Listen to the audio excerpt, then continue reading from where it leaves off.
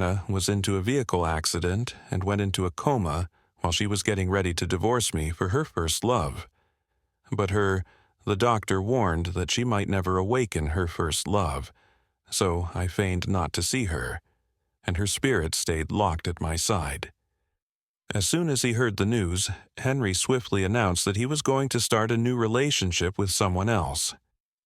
He reappeared when Anna woke up, speaking softly and lovingly as he addressed her serene eyes, saying, "Anna, I've been waiting for you awake." I glanced at Anna and the intensive care unit where her body was connected up. To different channels unconscious, a chilly, acrid feeling of schadenfreude emerged in my chest. Take a peek at according to the experts, Ray had a catastrophic brain injury. This is the type of punishment someone receives for violating Ray's love. When Henry learned that she had less than a 5% chance of waking up, he went to the hospital and gave him a quick, dismissive look and added, "I hope you recover soon," but he never returned. He most likely forgot that Anna had caused the accident for him after that. Months earlier, the day before Anna was set to file for divorce, Henry called to inform her that he was too inebriated despite the bad weather. Anna didn't think twice about driving out to pick him up, but she ended up in a dreadful multi-car crash. When I received the call and hurried to the hospital, I saw a single, icy notification, after no one could comprehend my feelings at the time due to the grim prognosis of her condition. But on the one hand, I secretly hoped she would pass away right away, but I also believed that this would be too gentle a manner for her to pass away. I wasn't sure what I wanted to happen. All I wanted was for her to experience all of the suffering I had endured, feel all of the pain I had gone through. But now she was unconscious in the hospital, a vegetable, and the man Henry no longer desired her, even though she loved him the most. In fact, I once ran into Henry at a restaurant and told him that the doctor had stated that she would have a better outcome if the people who are important to her spend time with her and chat to her. He grinned dismissively, saying, "Why should that matter to me? I'm not going to waste my time on a chance of waking up. Veggie, who doesn't care about me, you're her spouse, George Miller, and you ought to support her." He did not say anything when he forced Anna to leave me a feverish mess at home to celebrate his. He didn't mention that on our birthday together, when he pushed Anna to get a divorce so that I could be with him. But now that Anna had turned into a vegetable, had the audacity to say nothing to do since he needed attention and company. "Henry, remember how she turned into this?" I stared at him calmly when we were together. He grew enraged right away since she picked you up from a party when you were too inebriated to return home. She insisted on coming to save me, so I'm asking if I put a gun to her head to get her to come get me. Don't try to place the blame on me. I didn't answer. I just remained silent. It was her fault. She was in a car accident and became this way. Observed his hasty, somewhat desperate retreat, as though he were fleeing misfortune. Of course, he wouldn't want to wait for I turned my head slightly, allowing my eyes to unconsciously wander toward the soul that might never wake up. Had been observing me for so long that her brows were furrowed and her eyes were wide with shock. She must have been feeling awful at the moment. Anna was unaware that I could see her. It was the second week following the vehicle accident when the night I unintentionally fell asleep while working in my study, a breeze from the open window woke me up. In my grainy film, I saw Anna resting against the wooden bookcase with a dejected expression. She would periodically be lightly brushed by white translucent drapes, and the lethargy would immediately disappear.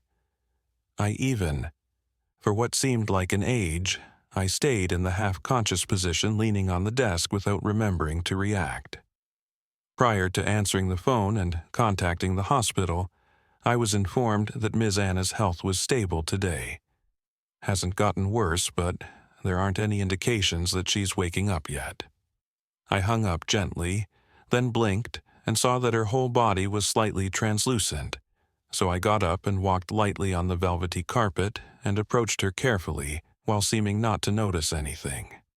I then reached into her body to remove as I made the few steps back to my chair, after retrieving the venture capitalist's manual from the second shelf, my emotions went Anna's soul had separated from her body after a terrifying, shocking, and then peaceful journey, confined close to me. And I could also hear her talking since, when I picked up the divorce decree, she had George Miller. You must be so glad now that I'm in a coma and can't divorce you. I heard her scoff during the lawyer's draft. She claimed that it was what I wanted and believed I had, but now it's exactly what you wanted. Been unwilling to let go of her until she consented to a divorce, but in reality, I was prepared to. I want her to be sad too. Therefore, I'm not happy if I give her up. Ensured she was aware of Henry's separation from her, and I heard the faint sound of the nurse's footfall silently. I entered the intensive care unit and came to her side at the end of the hallway. Must admit that despite merely being dressed in a medical gown, her face was pale and sickly, and her hair was unkempt. Anna was still breathtakingly gorgeous as she lay in bed. Her long, curly lashes created shadows on her eyes beneath her face, which was initially a typical oval form, featured large, finely sculpted lips and a delicate nose. Thinned a bit from the coma, but she still had a seductive and innocent aura, and I liked Anna. I realized that anything more lovely may be more hazardous, so I wasn't with her due of her appearance. That's why I instantly classified us when we first met at the same wedding. Despite her being a dangerous object, we were both best men and bridesmaids. I didn't spend much time with her, but fate has a way of sneaking up on you. I gave her a handkerchief when she dropped a drink. I had been jogging in the park one day when we unexpectedly crossed paths again. As a thank you, I unintentionally saved an old woman who had fallen on his grandmother that evening. After Anna invited me to dinner, we started seeing one other more often and ended up being stuck in the same one holiday. A friend dragged me to an office building amid a downpour, and a shed occurred to come by and offer me a lift home.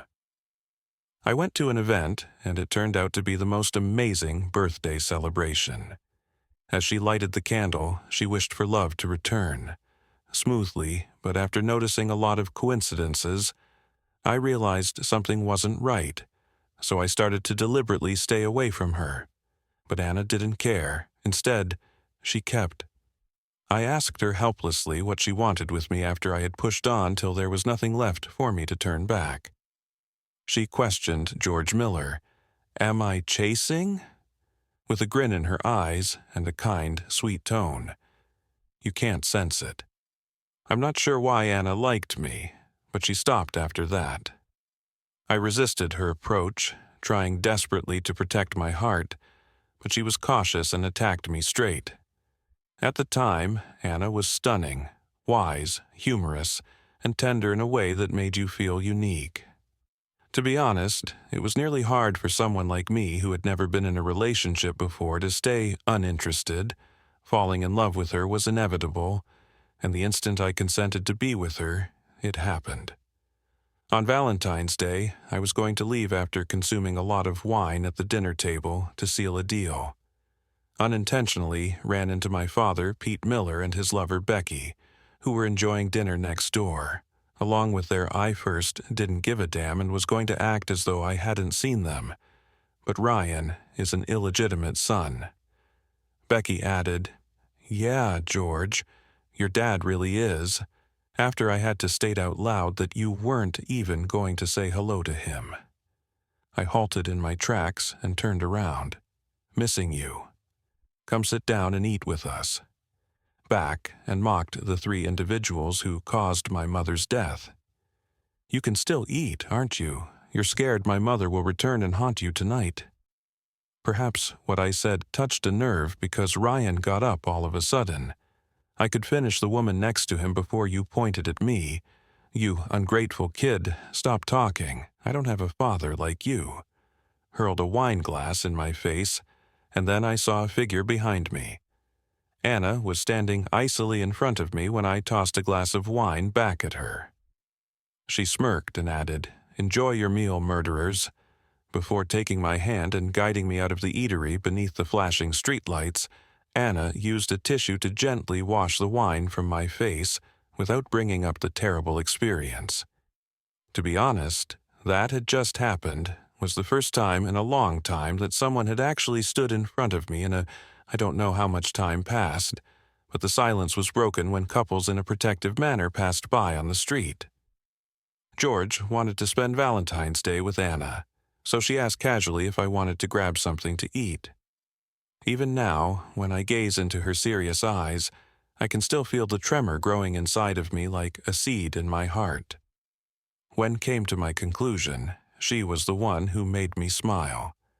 I glanced at her and responded, "Sure," after a brief pause. Then she grinned abruptly, pulled some chocolates out of her bag, opened one, and put it in my mouth. Observing me eagerly as I prepared it myself, "Is it sweet?" I grinned sweetly at Will. When she replied, "Always be this sweet," I was so naive and believed that forever was simply that indefinitely, and I didn't understand that it had a deadline until Henry returned from his trip abroad, ended before he returned, and all of the vows and promises became jokes when Henry appeared. In a corny tale, Anna's first love, Henry, was the one she would never be able to have as he decided to date someone else. Went overseas, Anna was unable to forget him, and I was only a phase in her life. Anna's collapse was caused by stomach cancer, and the only family member she had was her grandmother, Mrs. Smith.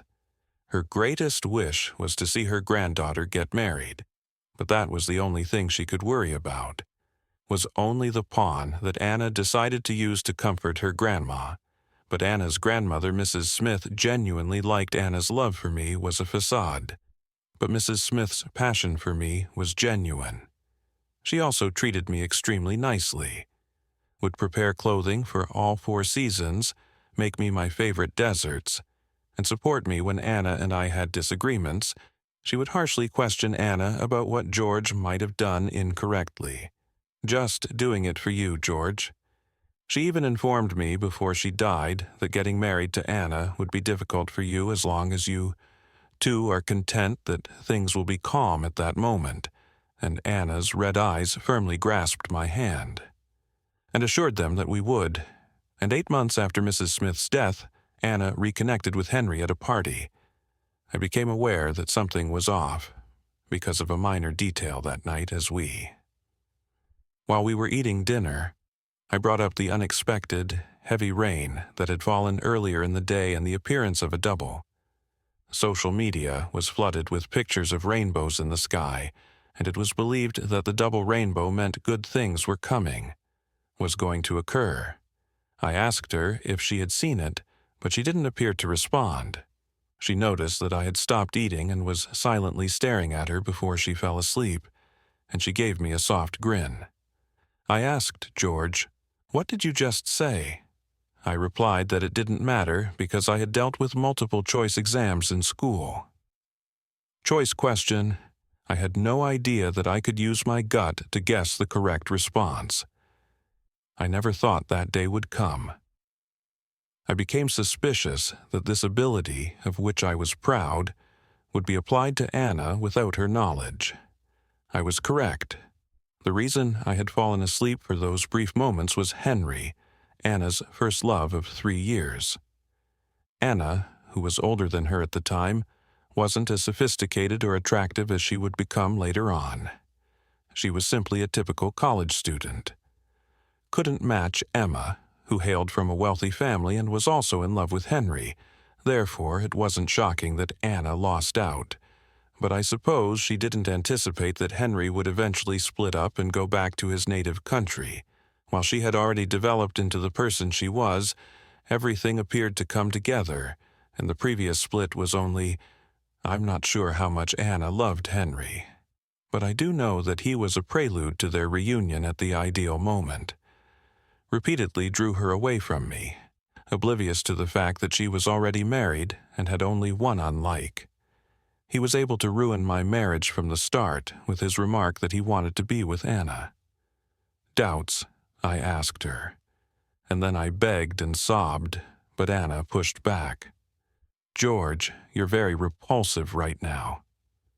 I spent hours that night crying while standing on the balcony. I kept soaking the cigarette butts until I came to the realization that Anna was correct. I was disgusted with myself, too, so I gave up.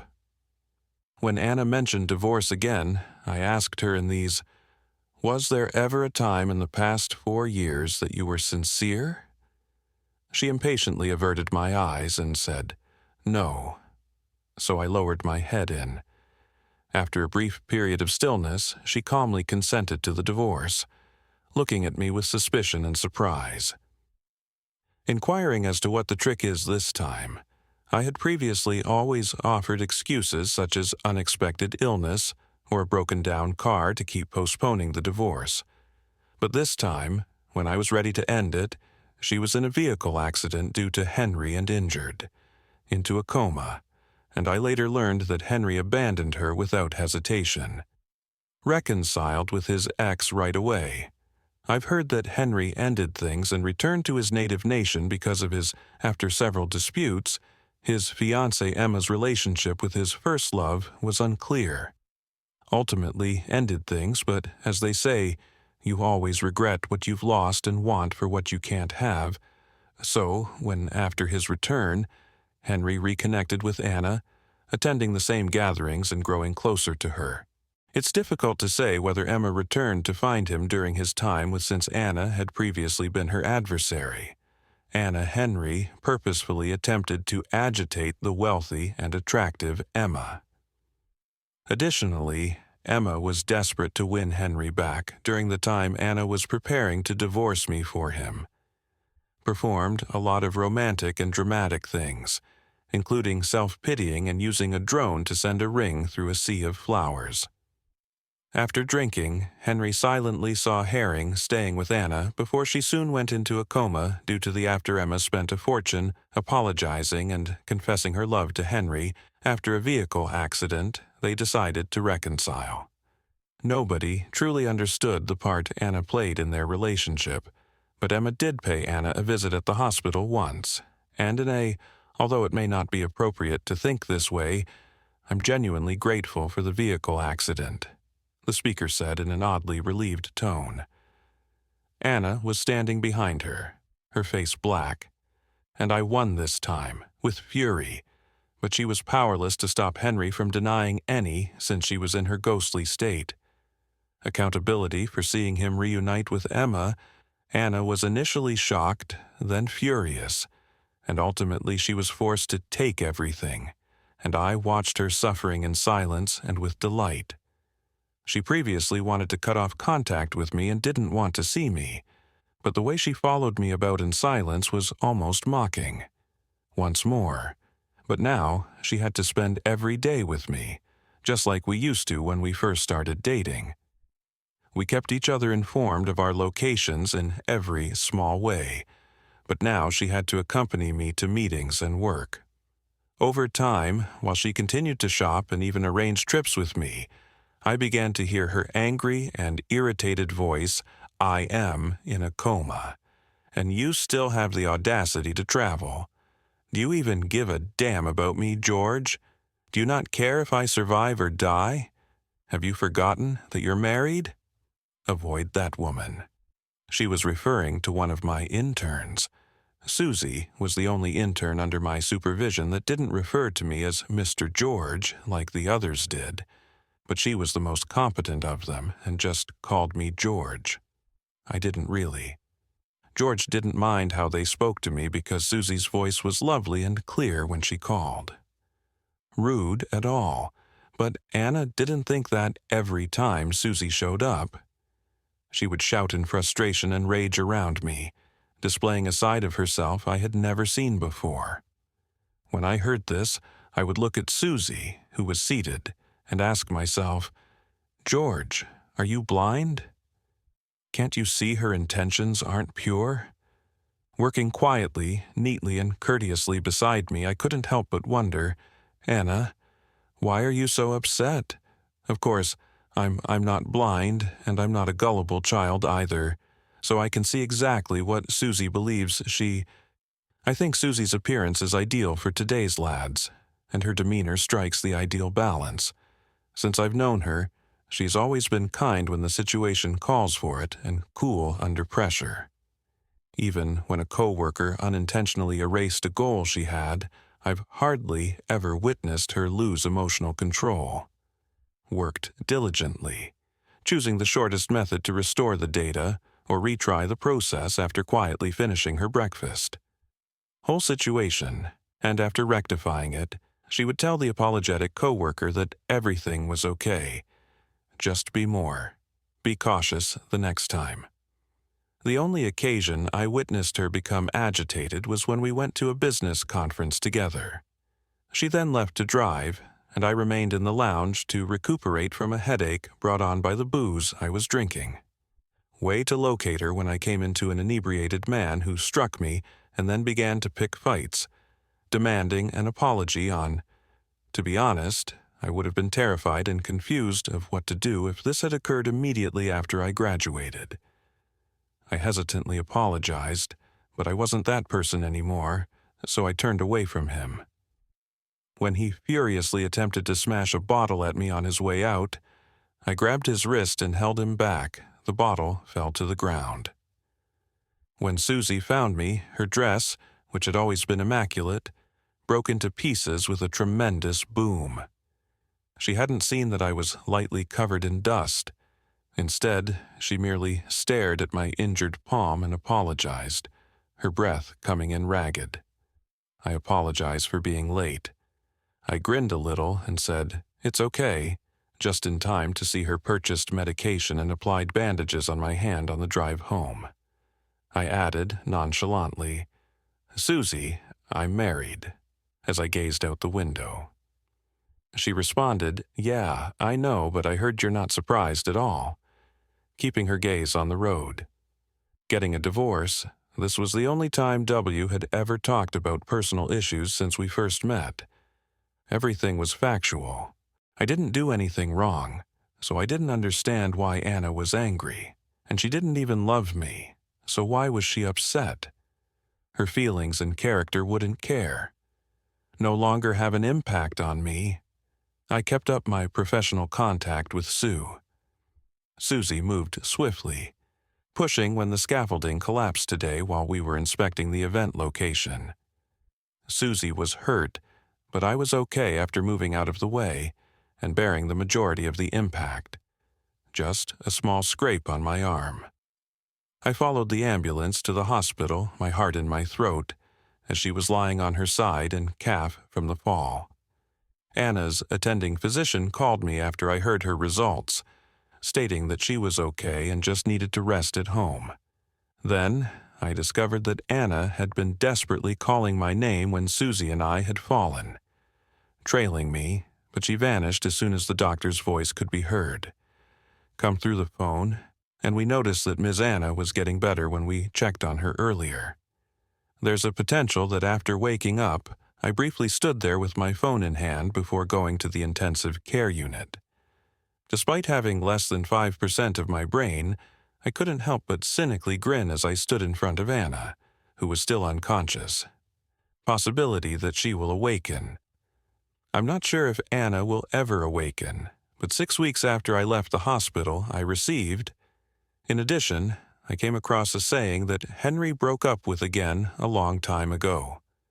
I wasn't surprised that his partner cheated on him when he returned, because infidelity might happen 0 times or countless times.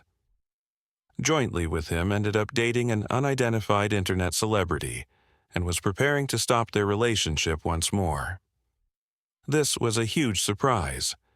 However, what struck me was that Henry, who had previously exuded such grace and distance, had undergone a significant. I observed him begging on his knees while ranting and cursing in a shopping center, totally ignoring his image.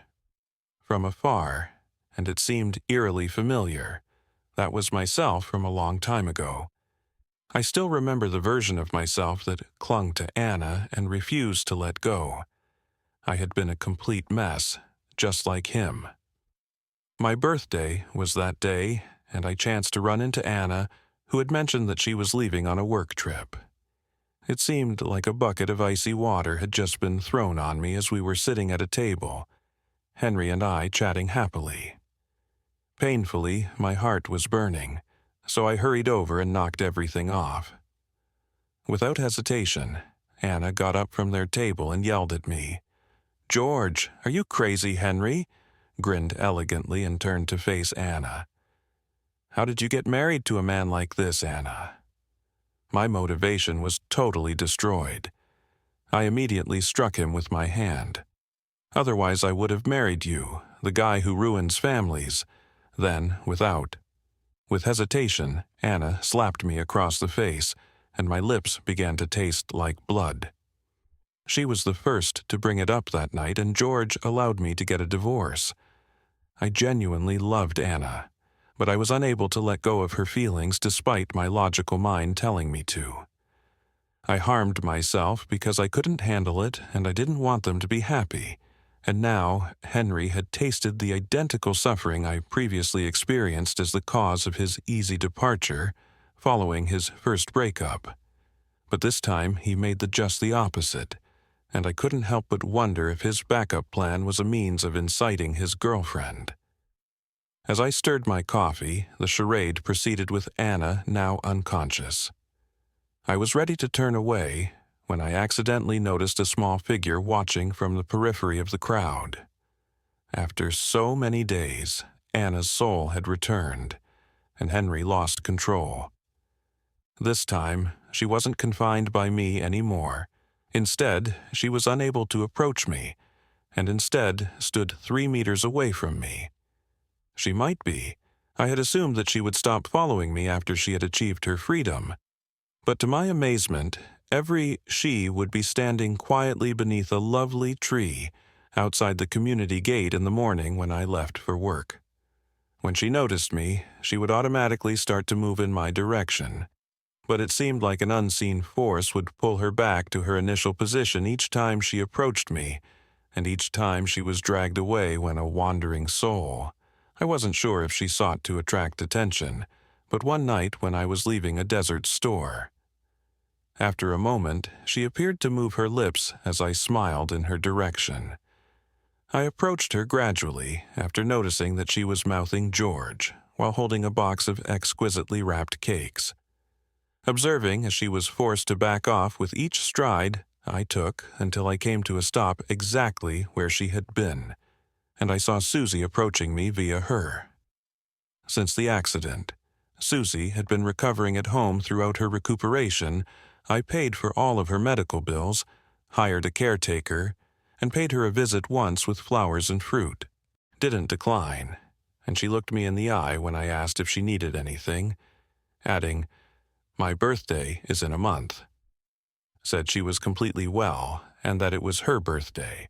So I kept my word and carried the cake as we made our way into Anna, undoubtedly predicted where Susie and I were going based on the commotion in the parking lot. And I heard her yell at me. "George, you can't leave. Return, George," she yelled, without. After some hesitation, I climbed into the car and looked at Anna in the rearview mirror. Her angry face was twisted, and for a while a brief moment brought up memories of a little incident that happened shortly after Anna and I began dating. I had to shift jobs one evening and told Anna not to wait for me to eat after work because I had to work late. My coworkers and I had intended to stop for a quick snack, but as soon as I climbed into the car, Anna's voice on the phone was serene, with a soft, defenseless smile. "I've been waiting for you below for 3 hours. Are you truly going to leave me hanging like this?" I was astonished to see Anna standing there in the rearview mirror. With a bento box in my hand, I jumped out of the car and rushed to embrace her, asking why she hadn't. She cuddled up to me and chuckled softly, "So, of course, I didn't want you to call me and wait here alone." I quickly returned to the current Anna's disappearing figure in the rearview mirror in order to annoy my beloved George at work. Progressively shrank until it was only a tiny dot. I heard Susie ask, "What are you looking at?" And I jokingly said, "Just watching a humor." After 15 minutes, we reached the restaurant I had reserved. Susie had ordered meals according to my preferences, and it was meant to be a celebration of her birthday. I silently looked away. After lighting the candles I chose, a delightful orange scent instantly permeated the air as I opened the box to reveal the cake. Lifted the cake and grinned while wishing her a happy birthday, Susie. Her face was difficult to see through the flickering candlelight in the soft, dim restaurant lighting. However, I could see she was observing me carefully before closing her eyes to express her wish that I wouldn't be late again. I couldn't help but chuckle when she said that, so I put down the cake and raised my glass to toast her. "I hope you wish me well. Comes true." As the evening wore on, we walked along the riverbank under the city lights while I had 3 drinks. I stood there silently for a while, reflecting off the water. Then I sighed and opened up to Susie for the second time. I was honest with her about my personal life, Susie, despite the fact that I'm divorcing you. Breeze ruffled her bangs the night after the automobile accident that left her in a coma, but she didn't appear to mind the suggestion. Of my remarks, she turned to face me, leaned her forearm casually on the riverbank railing, and stated, simply put, one of the 2 outcomes, divorce or widowhood, will ultimately occur. As she was finishing her statement, I saw Anna's figure in my peripheral vision caught sight of something, and I wondered if the evening breeze had carried her words to Anna's ears. Of her observing me in silence, then, seemingly making fun of herself, she allowed I got the answer 3 days later when Anna woke up first. She let out a little laugh before vanishing into the wind. When Henry arrived to the hospital, he was in the chilly, motionless room, whispering to Anna, who was staring at him. "I've been waiting for you, Anna, and you're finally awake." I didn't know how he knew that Anna had awakened, and I wasn't intrigued by his sincere admission. I looked beyond Anna's eyes that had been on me. I turned to the doctor standing close by as soon as I walked into the room and inquired when she could be released. "Ms. Anna recently woke up and needs to stay in the hospital," she explained carefully. "Needed more monitoring and rehabilitation." If there was an urgent matter, I smiled and interrupted him pleasantly. "Nothing urgent, but as soon as I was done talking, I had to file for divorce." Anna yanked the cup out of Henry's hand with a loud smack, her eyes red and nearly frenzied as she stared at me. "I just got up, and you're already so ready to get a divorce from me without even asking how I'm doing." You see, she was always adept at changing the facts and manipulating situations, and she had done everything in her power to coerce me into a divorce. But now that she was accusing me of wanting one, I heard Henry's quiet, perplexed voice cry out Anna before I could say anything. The room became quiet, so I turned to leave after ignoring Anna's irate gaze and taking a quick look at the broken glass cup on the floor. "Tell me when you're released so I can complete the divorce, and I'll never again have to worry about that." Went back to the hospital, but I had heard that Henry visited there daily. I had no idea what he did and didn't care, but the annoying thing was that ID received a call every 2 or 3 days from the hospital providing me with an update on Anna's health. I wasn't sure if they should notify the family of her recovery, but I didn't want to know, so I politely declined when they called again. She is an adult. Before I hung up, I told her not to call me again until she was dead. There's no need to tell me everything the next time. Henry's shocked cry, "I didn't see Anna again," was followed by the sound of glass shattering on the floor. Until the evening of 2 months later, when she was released since my automobile was at, I watched as the wash Susie, who had stayed late with me at work, dropped me off at my flat downstairs. As the automobile drove away, I heard George, grinning, yell angrily behind me. My mouth froze, and when I looked back, I saw that it was Anna. Her face was white, and she had dropped a significant amount of weight. The streetlights cast a long shadow, and the tiny jacket she was wearing billowed in the night wind. Shadow of her form, I remained motionless as she strode toward me before icily asking, "Where have you—" "Since you've been so late," I couldn't bother to reply. I scowled and swiveled slightly, saying, "If it's not about the divorce, I don't understand why we should speak." She stopped me after I'd taken 2 steps. "George, remember that we are still not divorced." Her eyes were tight, her teeth gritting as she spoke. I couldn't help but laugh when I realized what she was saying and thought it was so ironic. I bent my head and asked her, "Anna, do you think that marriage certificate didn't keep you in line before? Can stop me now." Henry came to find me a month after Anna was released because she had awoken from her coma. It was clear that her attitude toward Henry had completely changed, that even the hospital's caregivers may be frigid toward him.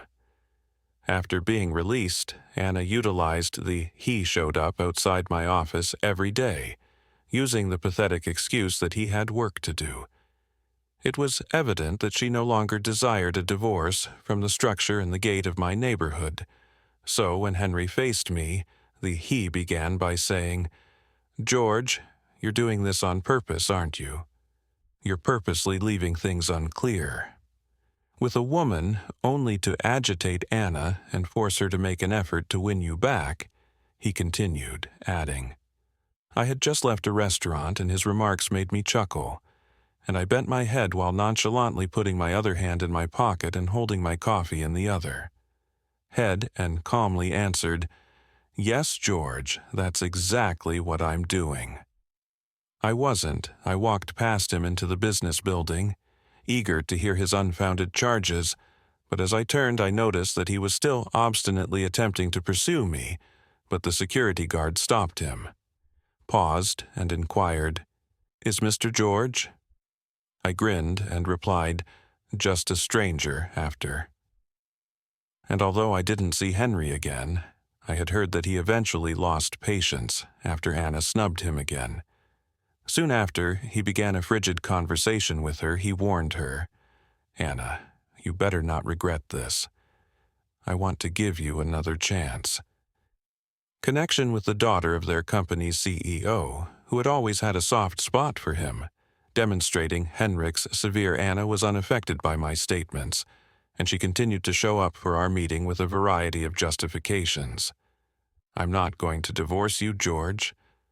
I thought it was funny and ironic when she had coerced me into getting a divorce, and she probably never thought that our positions would eventually be reversed. I even heard her say to me, "George," in a rare moment of tenderness, "I'm not going to divorce you would be her. Okay, let's start afresh." She wanted me to act as though she had a new beginning. Henry didn't exist, she didn't hurt me, and I felt powerless to love her again the way I had before. More perplexed than ever, I only replied to her with one sentence. "How could I ever marry someone like you?" "Who do you want to marry, Anna?" That statement seemed to hit a raw nerve, and she lost her fury right away. After being beaten, Susie asked that George stop acting irrationally. She also sought a divorce. Seek genuine love, but I was complaining about it and wanted a divorce. The fact was that I hadn't felt upset in a while because my job was doing well, and I had entirely given up on her. Life was calm, friends were there, and there didn't seem to be anything to be upset about, but at that moment, my feelings erupted once more, and since words could no longer express how frustrated I was, I held up my hand and slapped her across the face without hesitation. The sound reverberated, and Anna's face was enveloped in a thick quiet. Turned to the side, and she tilted her head for a considerable amount of time before laughing lightly and saying, "I've paid you back for, are you happy with that slap?" She responded, "I know you let her get close to you. George, you got what you wanted, and I won't deny it, just to get back at me." Was in fact a little smitten with Sui, and the explanation was straightforward. After I had been one evening, after spending a considerable amount of time grappling with a challenging project, I sat by myself on a bench in the square, lost in people were playing and laughing all around me, and there were bubbles floating in the air and bright balloons. Yet none of I found it significant when, in the middle of this action, an individual in a teddy bear costume passed through the crowd with a balloon and approached me to fasten it to my wrist before starting to dance for me. She wasn't dancing well, to be honest, but I couldn't help but giggle. I leaned back a little and teased her. "Susie, you're something else." She stepped closer, pulled off her headdress and danced in a teddy bear costume. Showed a red face with sweat running down her hairline, but her eyes were bright and clear as she gazed at me. Stated that it doesn't matter what I wear or how I dance, what counts is that you smiled, George. Yes, I grinned. That's how easy it was for her to make me happy after a brief. Examining her closely, I asked the teddy bear that had come before me the previous time whether it was you as well. It had happened that night. I was sitting near the glass wall in a coffee shop by myself when Anna and I had our first quarrel over Henry. I felt down when a teddy bear approached and used the glass to perform a magic trick for me. Susie hadn't done it yet. I didn't know who was wearing the costume when I arrived at the company. I just realized that after I mouthed in silence.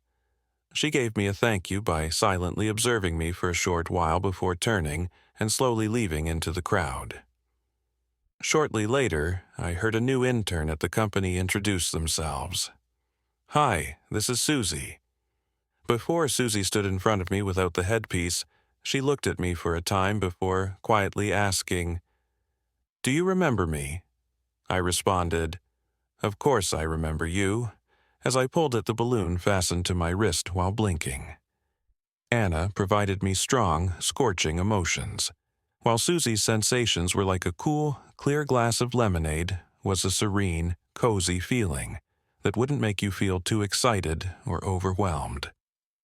I lost myself, and I wasn't going to turn cold and callous after a failed relationship, which would make Anna's years in my life are way too important considering how long I'll be living.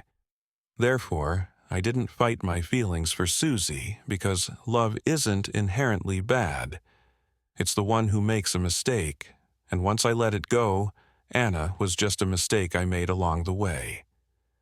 I wouldn't use an authentic and sincere sentiment because everything that transpired after her had nothing to do with her, to exact revenge on her. So when Anna confidently asked me that question, I stared at her and smirked as I shook my head, thinking, "You think too highly of yourself, Anna." Her face became slightly darker as soon as I said that, and she opened her mouth to speak, shaking like a horse. "George, I know that I was entirely to blame for hurting you earlier because I was too fixated, but I've come to terms with my error, that you are the one I genuinely love. Hence, I want to get a divorce from you after seeing her obsession." "Did not care," I responded with a small, unconcerned smile. "If that's the case, then Anna, you can experience what it's like when your significant other thinks about another woman and the knife she possessed all day and night." Hammered into my back had finally punctured her own heart. Anna admitted that I was the one she genuinely loved.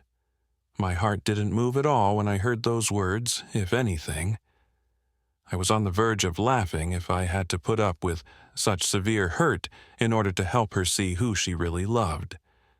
That love was nothing more than an insult to me, and that I only realized this after Henry had lied to her, and Anna continued to cling to me for a long time after I departed, making her regret her choices. I didn't purposefully avoid her, and I didn't yell at her to leave, even though it was raining and late at night. She waited as long as she wanted at the neighborhood's entrance, standing where she pleased, far from. Despite the fact that we were still together, she kept bugging me and there was nothing else she could do to get into my life. Officially married when she came up to me again and said, "George, you didn't truly love me, did you?" I gazed down at her and closely examined her face, unsure of the feelings she was experiencing when she posed this question. "Do you recall that summer evening in our second year of marriage, Anna, before you respond?" Continuous cicadas, we were enjoying a barbecue at an outside restaurant when we were approached by a group of I used a half-broken bottle to shield Anna from drunken troublemakers in the mayhem. When I woke up, my thin shirt ripped instantly, and blood started to flow from the wound on my side, discoloring Anna's white dress. Anna was unkempt and sitting by my bed in the hospital room. Her eyes were red, and she was clutching my. I gave her a feeble smile as she said, "George, please don't do this. I can't bear to see you hurt." Don't worry, it didn't hurt all that much, especially when contrasted with the memories of the hurt she later gave me remained in silence. None of us said anything, but I could hear her weak. After a long time, I finally sighed in surrender. "Anna, for no one could ever compete with you in my heart years ago." She paused and said in a dry, high-pitched voice, "What about now? Am I not even?" I shook my head and gave her a serious look, but it seemed like you were no longer in my heart, Anna. That the trip had finally come to an end. She smiled bitterly and attempted to play the family card, but George the Hui sat there too exhausted to reply. "But you assured Mrs. Smith that you would stay with me." Rather, I took out my phone and displayed to her a photo of a letter that Mrs. Smith had written to me. The message in the letter was, "I used to think that if Anna did something too much, you should leave her right away without turning around. Would never be required. But it had been useful twice. Once when I didn't pay attention, and once when I became entangled. Dragged on for a long time. By the time I realized it, it had happened a second time." Outside, the dreary twilight hung low as the rain began to fall, and Anna's eyes were red. She turned and walked away without saying anything more, her movements quick.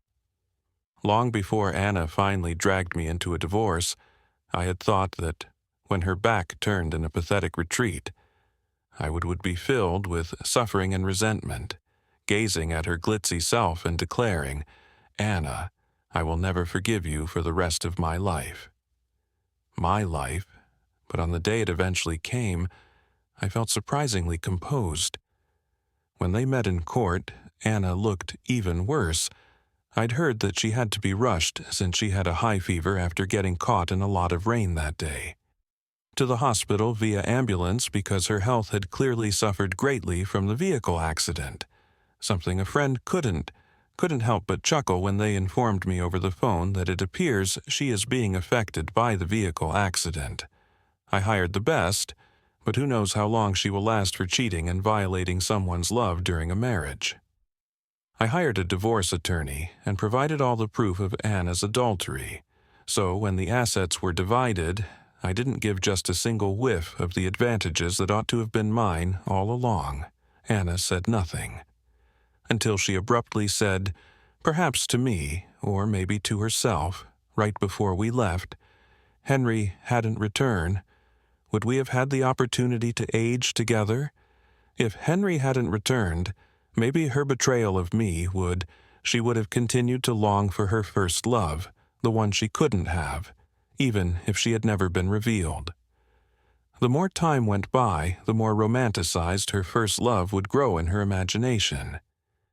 Eventually, any time a minor disagreement happened between us, she would begin to think of Henry, and I would subtly compare myself to him, would turn into the person she hated. I glanced up at the clear sky and grinned a little. "Anna, something I should never have done. You were the one who pulled me into this three-person trap for your own self-serving motives after the divorce. My life remained mostly the same. I went to work, socialized, and occasionally, after completing a job, Susie and I would take a few days off for a trip, with one exception.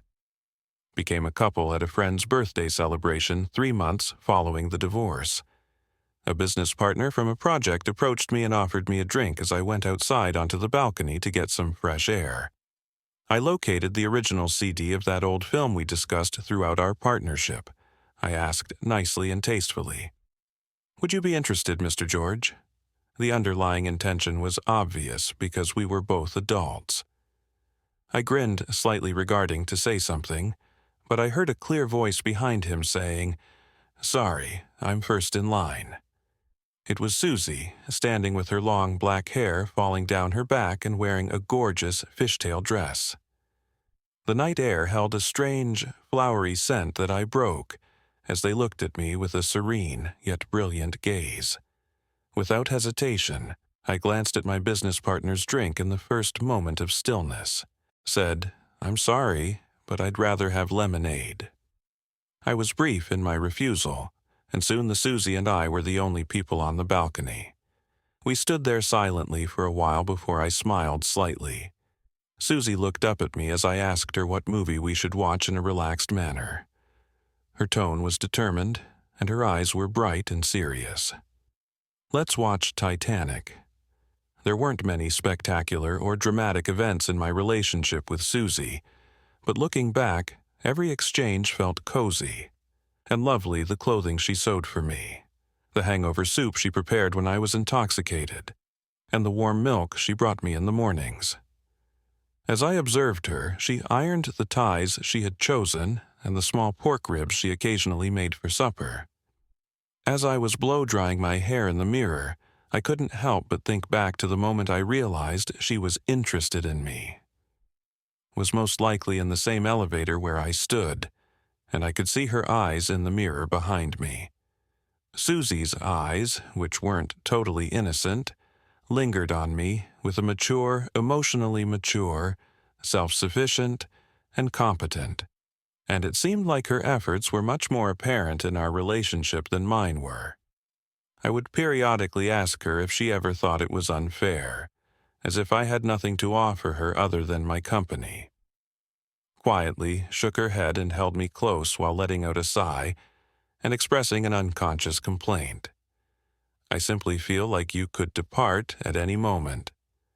To be honest, I had experienced betrayal in a romantic relationship before, so even if I felt something for her, I refusing to give her my whole heart, I held back a part of myself. After a short quiet, I could only apologize for not making you feel completely loved. When she heard it, she grinned as though she understood, but her tone was serious. I had no idea how far Sue and I would go, but while we were together, he would love you even more to complete our relationship. Together, she put me at rest and made me joyful, so I decided to live each day to the fullest if things worked out. Comfort was the most crucial factor, and this was the lesson I learned. The second time I met Anna, 2 years after our divorce, it was at a party. I had learnt from our failed relationship. On my way back from the restroom with companions coming home, I got stuck in the corridor by a group of folks who were walked away from the crowd in the hopes of catching a look of what was obstructing the path. Was going on when I noticed Anna silently staring at me from the opposite end of the crowd. She swiftly averted her gaze, and I froze when I looked up just in time to witness one of the main characters in the chaos yelling like a crazy person. Was Henry. And occasionally, I find myself marveling at how fate works. It brought the affair brought the three of us together. We were now reuniting in the midst of the same craziness. Shortly after they began dating, Henry married the CEO's daughter. However, she cheated on him in the second year of their marriage. I wasn't sure if I should feel sorry for him because he had been misled so many times, or contentment with his karmic punishment, but I hoped that with each painful moment he experienced, he would recall that there. Eventually, the crowd thinned out, and as I walked past Anna, she revealed that she had also been tortured by him. She called my name out of the blue and said, "I'm sorry, I gave up." To read her face, but I wasn't sure if it was one of grief, remorse, or excruciating suffering. After sorting it out, I politely answered, "I'm sorry, and I hope you don't have a nice life." She was obviously struggling, and I'd heard that because of her. After a vehicle accident, she saw doctors for years, but it was all in vain, and her physical and mental condition continued to deteriorate. As Susie yelled to me from a distance and approached me, Anna abruptly turned around as I said that, stumbling a little. Away, I couldn't help but notice that her back appeared to be hunched and quivering slightly, yet there was no sound coming from her residence. I was too tired to converse, so I was idly browsing through Susie's phone in bed. Without any specific, Susie must have come over because she felt that seeing Anna had disturbed me and reminded me of unpleasant memories. My hand gently and said, "I apologize for being late. Nobody could understand." How I felt at the time. I secretly hoped she would simply pass away, but I also thought that such a conclusion would be too simple for her. I tutored a high school student during my junior year. She stayed with her mother, who was constantly too preoccupied with her work to provide her with any emotional support. When her parents divorced support, with the exception of her schoolwork, where she needed additional assistance with English but otherwise wasn't having any scholastic difficulties. In a sense, I served as more than simply her tutor. She deliberately performed poorly in school to attract her mother's attention. More as someone who just kept her company. We didn't know her preferences until our last lesson, which was on her birthday. She didn't eat much of the orange-flavored cake I bought her, so I figured she didn't enjoy it. But toward the end of the class, she informed me with a serious expression as we were about to go. I thought it was great that the student was Susie later. Discovered that she had concealed her phone in the pages of a book and had surreptitiously taken a picture of me eating the cake. Textbook to take the photo, and when I saw her again at work, I recognized her right away. What shocked me even more, though, was that I felt a sudden surge of emotion when I realized that she hadn't just erased the picture but had kept it for years. Didn't know whether the "too late" she had indicated meant she hadn't arrived or that she hadn't left the room early enough to go with me. Me before Anna hurt me, but I squeezed her anyhow because it didn't matter at the time. Hand in mine and grinned gently. The night air is perfect and it's not too late. Was cool, the moonlight was kind, and I had my sweetie by my side. Everything was ideal.